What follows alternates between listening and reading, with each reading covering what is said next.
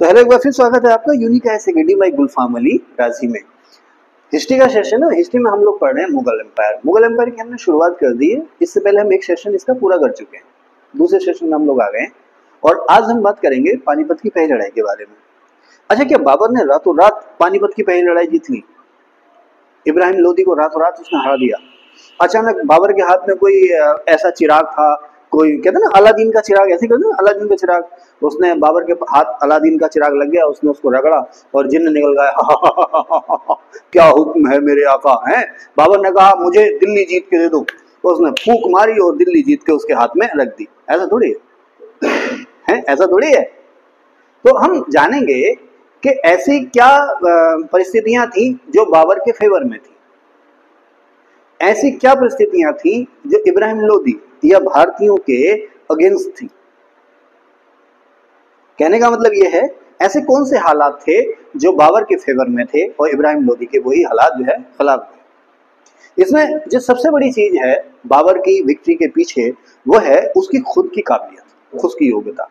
उसने जो करीब 30 साल मिडिल एशिया में या मध्य एशिया में जो संघर्ष किया, बचपन से लेकर के बुढ़ापा तो नहीं, खैर बुढ़ापा नहीं, जब प्रौढ़ावस्था की ओर वो चला गया, जवानी उसकी लगभग पूरी जो खप गई थी, लड़ाइयों में खप गई थी।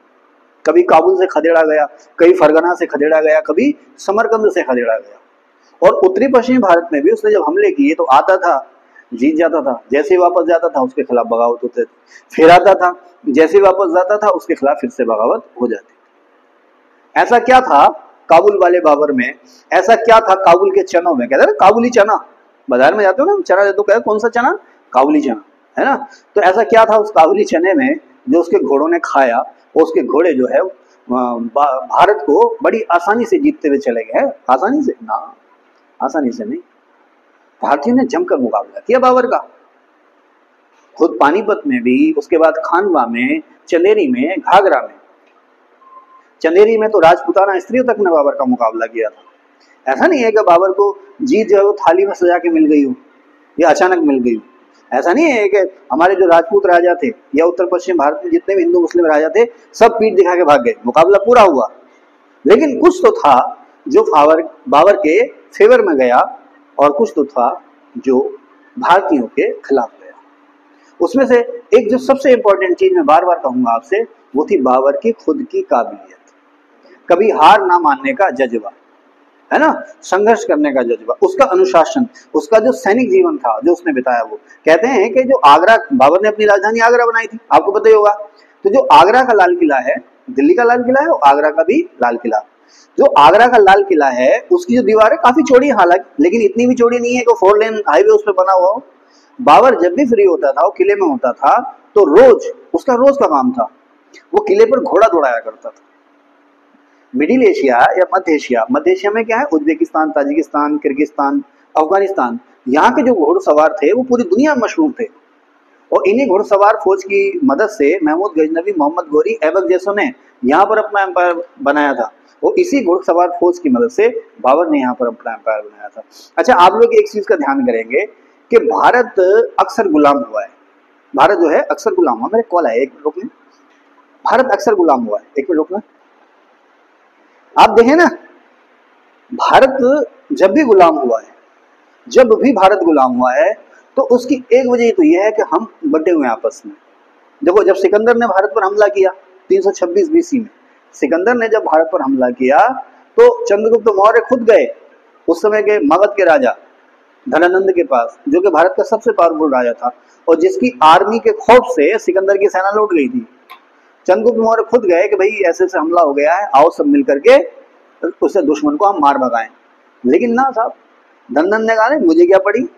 धन ने कहा कि मुझ पे हमला थोड़ी हुआ है, धननंद ने कहा मुझ पे थोड़ी हमला हुआ है, जिस पे हुआ वो खुद जाने, जाओ। कहते हैं कि उसको लात मार करके भगा दिया, किसको? चंद्रगुप्त मौर्य को।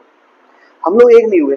जब सिकंदर ने हमला किया तो तक्षशिला के राजा अम्भी ने उसका वेलकम किया, दोस्ती की उससे वेलकम किया, बोला आओ साहब, ये लो, इतनी रसद है, इतना पैसा है, ये मेरे सैनिक भी तुम्हारे, आओ चलो मिल करके इन पे हमले करो। मकसद क्या था कि जब ये आसपास के राजा ये कमजोर हो जाएंगे तो राजा हम भी खुद वहां के राजा बन जाएंगे, है ना। लेकिन वहां पर आपको ये भी दिखता है कि राजा पोरस, आपको ना राजा पोरस ने जमकर मुकाबला भी किया था सिकंदर का, हालांकि वो हार गए थे लेकिन जमकर मुकाबला किया था। मुकाबला ऐसा था कि सिकंदर खुद इंप्रेस हुआ उनकी बहादुरी से। ऐसे उदाहरण जो है वो छिटपुट है हमारे इतिहास में। ज्यादातर जो उदाहरण है वो यही है कि या तो अपने किसी साथी का साथ ही ना देना या फिर दुश्मन को पीठ दिखा करके भाग जाना। तो सिकंदर ने बड़े आसानी से उत्तर पश्चिम भारत को जीता, वो तो फिर खुद ही चला गया, उसकी फौज जो थी वो खुद ही चली गई। महमूद गजनवी आया, महमूद गजनवी जब आया तब भी हम उसका एक होकर के मुकाबला ना कर सके, फिर तुर्कों की गुलामी का दौर शुरू हो गया।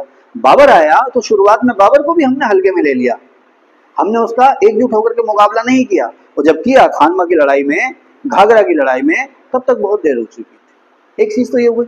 दूसरी क्या है कि हम लोग, जैसे हमारे बारे में ना एक इतिहासकार है अल बरूनी, क्या नाम है, अल बरूनी, उसने कहा है भारतीयों की जो कूप मंडुकता है ना, जैसे हम कहते हैं कुआ का मेंढक, हमारी उसने खिल्ली उड़ाई है।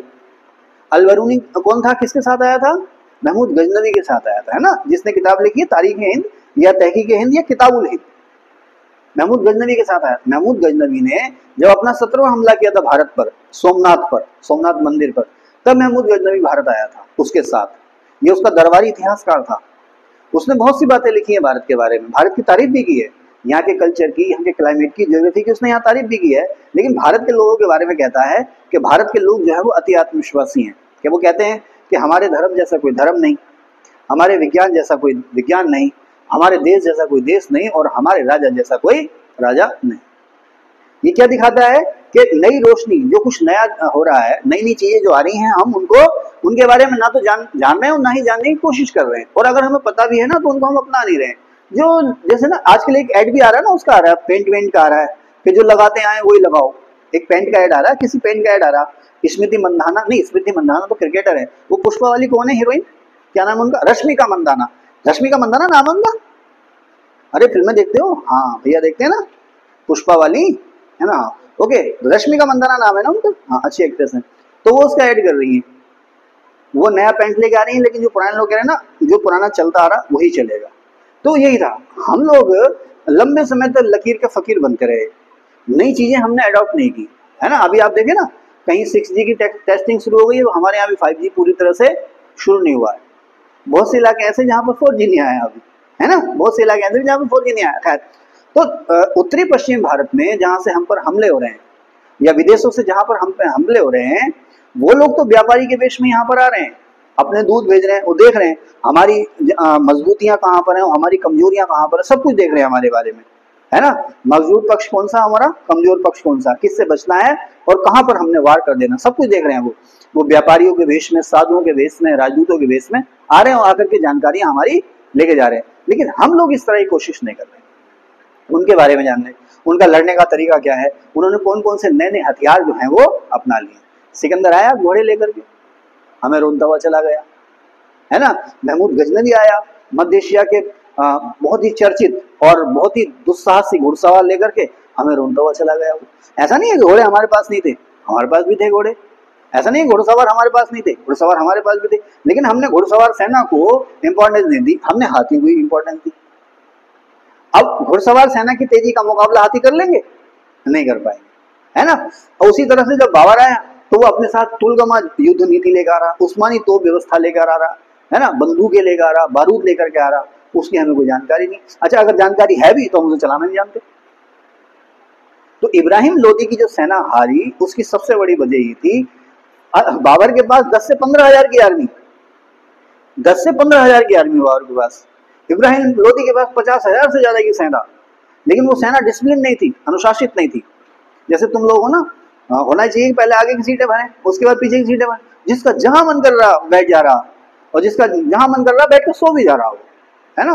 जिसका जब मन कर रहा फोन कान को उठा रहा निकल दे रहा, है ना। जिसका जब मन कर रहा नीचे को कर रहा और खटाखट खटाखट कर दे जा रहा। ये अनुशासन की कमी तो है।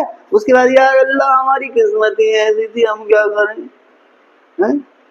पड़ोस में जो ध्यान से सुन रहा वो निकल जा रहा। अरे उसको सर ने अलग से पढ़ाया, उसको सर ने अलग से पढ़ाया, सर उस पर बहुत ध्यान देते थे। अरे भैया ना, सर सबको एक सा पढ़ा रहे हैं, है ना, ध्यान की तरह ध्यान, है ना। तेरा दिल तो है सनम आशना, तुझे क्या मिलेगा नमाज में, तो ध्यान रखो ना इधर।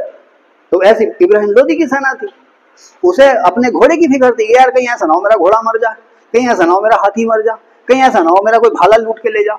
बाबर जो आया था मरने मारने के लिए आया था, उसकी फौज जो आई थी वो मरने मारने के लिए आई थी। वो तो घर से निकले थे, लुटेरे थे एक्चुअली। ये क्या थे? ये बाबर की सेना, चाहे वो चंद्रगुप्त मौर्य की सेना रही हो, महमूद गजनवी की सेना रही हो, बाबर की सेना रही हो, लुटेरों का गिरोह था। लेकिन लुटेरों का ऐसा गिरोह था जो बहुत ही संगठित, अनुशासित था, और अपने उसके ऊपर जो बोझ था उसके कहने पर वो मरने मारने को उतारू था। उसके बाद भी बाबर ने उनमें धार्मिक जोश भर दिया। तो अभी वो तो जब हम खानवा की लड़ाई की बात करेंगे ना, उसके बाद बात करेंगे। तो इब्राहिम लोदी की जो सेना थी, ऐसा नहीं कि उसमें घुड़सवार नहीं थे, लेकिन वो ट्रेन नहीं थे अच्छी तरह से, हाथी ज्यादा थे।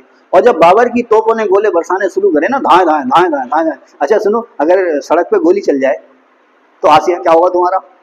अम्मी ले ले, अम्मी ले ले, है ना? ले इतनी बड़ी दीवार फांद के गोली, ऐसे करके गोली ऐसे नहीं चलेगी, शू करके ऐसे करके तुम्हें जो मिसाइल होती है ना, क्रूज मिसाइल, जो अपना टारगेट ढूंढ करके मार कर देती है। बैलिस्टिक मिसाइल तो जहां गिर गई धड़ाम से, है ना? और क्रूज मिसाइल अपना टारगेट ढूंढती है, गोली आ गई क्रूज मिसाइल की तरह ढूंढ के मार देगी, है ना? चीख पुकार मच जाती है ना, गांव में से कहते हैं किल्लियां मारना अगर कहीं गोली चल जाए तो ना। तो ऐसी जो इब्राहिम लोदी की सेना थी, जब तोप के गोले दगे तो हाथी तो पागल आ गए। मैं हाथियों ने आज तक देखा ही नहीं था। भाई होता ये ना, हाथियों को एक जगह बांध दिया जाता लड़ाई के मैदान में। भाई हम कहते हैं ना मॉक ड्रिल करते हैं ना, उसे कहते हैं ना युद्ध अभ्यास। होता ही है कि युद्ध अभ्यास होते, उन हाथियों के सामने रोज तोप के गोले दागे जाते, धड़ा धड़ा धड़ा धड़ा। उनके दाएं बाएं से जो है घोड़े बुलाए जाते, तो उन्हें पता चल जाता ये तो भाई युद्ध में ये गोले आ ही रहे हैं। उन्हें पता चल जाता कि युद्ध में गोले आ रहे हैं, कोई दिक्कत नहीं। लेकिन अब उनका सामना तोप के गोलों से पहली बार हुआ। तो भैया इब्राहिम लोदी की सेना में जो हाथी थे, बजाय दुश्मन को मारने के उन्होंने अपनी सेना को ही कुचल दिया, शुरू कर दिया, और डर के वो हाथी भाग गए। हाथी शोर से भागता है ना, तो वो डर के उस शोर से हाथी भाग गए। नतीजा ये हुआ कि इब्राहिम लोदी बेचारा युद्ध के मैदान में ही शहीद हो गया। युद्ध के मैदान में वो शहीद हो गया, समझे ना? ओके, तो अब इब्राहिम लोदी के बारे में हम बात करेंगे। यहाँ पर आप देखें, मैंने यहाँ पर मैप ड्रॉ कर रखा प्रेजेंट इंडिया का, है ना? तो जो मैं बार बार आपको बाजोर भीरा कह रहा हूँ, तो बाजोर भीरा जो है यहाँ पर रहे। उस समय इब्राहिम लोदी के समय में लोदी वंश की फाउंडेशन किसने की थी? बहलोल लोदी ने। बहलोल लोदी के बाद सिकंदर लोदी, और सिकंदर लोदी के बाद इब्राहिम लोदी। लोदी वंश का सबसे पावरफुल राजा जो था वो था सिकंदर लोदी। सिकंदर लोदी का जो एम्पायर था वो, उसने पूरा ये जो आप देखते हैं ना, पाकिस्तानी पंजाब, भारतीय पंजाब, और इधर मुल्तान सिंध के कुछ हिस्से, और इधर आप राजपूताना में छोड़ दीजिए, गुजरात पूरा छोड़ दीजिए, मालवा छोड़ दीजिए, और नर्मदा के पार तो बेचारा वो गरीब गया ही नहीं। ये आपका बिहार, बंगाल, ये सारे के सारे, बंगाल, बिहार और बंगाल, ये सारे के सारे जो इलाके हैं ये इब्राहिम लोदी के कब्जे में, सॉरी किसके? सिकंदर लोदी कब्जे में थे। बहलोल लोदी ने शुरुआत की एक बहुत छोटे से एम्पायर से। बहलोल लोदी ने एक बहुत छोटे से एम्पायर से शुरुआत की। उसके बाद उसका जो बेटा राजा बना सिकंदर लोदी, तो उसने अपने एम्पायर को खूब फैलाया।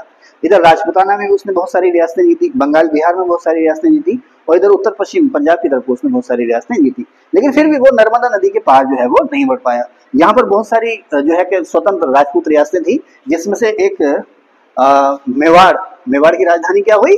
चित्तौड़। क्या हुई? चित्तौड़। और मेवाड़ के राजा कौन थे? राणा सांगा। तो यहाँ पर आप देखें चित्तौड़ है, आगरा यहाँ रहा, यहाँ आगरा है, और उसके बाद दिल्ली आपकी ये है, दिल्ली ये है, और पानीपत ये रहा। तो ये सारा इलाका जो था उस समय लोदी के कब्जे में था। लेकिन क्या था कि इब्राहिम लोदी के समय में उसके दरबार में बहुत सारे विभीषण पैदा हो गए थे। उसमें से एक विभीषण था इस पंजाब का गवर्नर, पंजाब का सूबेदार, उसका नाम था दौलत खां। दौलत खां लोदी। कई किताबों में इसको दिलावर खां लिखा हो, जो कि गलत है। इसका नाम है दौलत खां, दौलत खां लोदी। ये पंजाब का खुद गवर्नर बनना चाह रहा था, मतलब गवर्नर तो था, लेकिन ये चाह रहा था कि पंजाब पूरी तरह से आजाद हो जाए, दिल्ली से मेरा नाता जो है वो टूट जाए। दौलत खां लोदी कहाँ का गवर्नर है? पंजाब का गवर्नर है। किसका गवर्नर? इब्राहिम लोदी का। इसकी ख्वाहिश ये है कि पंजाब आजाद हो जाए, मेरा इससे पीछा छूट जाए। अब यहीं पर एक और हस्ती आती है जिसका नाम है आलम खां। ये आलम खां जो है ये सिकंदर लोदी का छोटा भाई और इब्राहिम लोदी का चाचा। ये खुद राजा बनना चाह रहा, खुद पातशाह चाह रहा। इसका सपना ये है कि बादशाह मैं खुद बन जाऊं। ठीक है, इन लोगों ने साजिशें करनी शुरू कर दी। जब बाबर यहाँ पर हमले कर रहा था ना, तो इन्होंने उसके खिलाफ कुछ बहुत ज्यादा रेजिस्टेंस फैलाया नहीं। मैंने आपको बताया 1520 में बाबर ने जब हमले किए थे, कहाँ पर? बाजोर, भीरा, सियालकोट और सैयदपुर। 1520 में तीसरे हमले में यहीं पर दौलत खां और आलम खां ने बाबर से मुलाकात की। दौलत खां और आलम खां ने यहीं पर बाबर से मुलाकात की और बाबर को इनवाइट किया कि आप जो है दिल्ली पर हमला करो, हम आपका साथ देंगे। अब देखे ना, जो रास्ते में जो चौकी पड़ रही है, चौकी समझ लो, उस चौकी का जो पहरेदार है वही कह रहा तुम आओ बैरियर में उठा, तुम्हें बैरियर उठा मिलेगा, तुम आओ तुम्हें बैरियर उठा मिलेगा आराम से, और मैं भी चलूंगा तुम्हारे साथ, ठीक है ना। तो ये हुआ, जो पंजाब की फौज है उसका जो गवर्नर है उसने कहा बाबर से कि तुम आओ दिल्ली पर हमला करो, हम तुम्हारा साथ देंगे। शुरुआत में बाबर ने कोई दिलचस्पी ली नहीं, शुरुआत में ना बाबर ने कोई दिलचस्पी नहीं ली, लेकिन जब 1524 में इसने जब चौथा हमला किया लाहौर दीपालपुर पर, यहां पर फिर से जब आलम खां और दौलत खां ने इसको इंसिस्ट किया तो इसकी समझ में आ गया।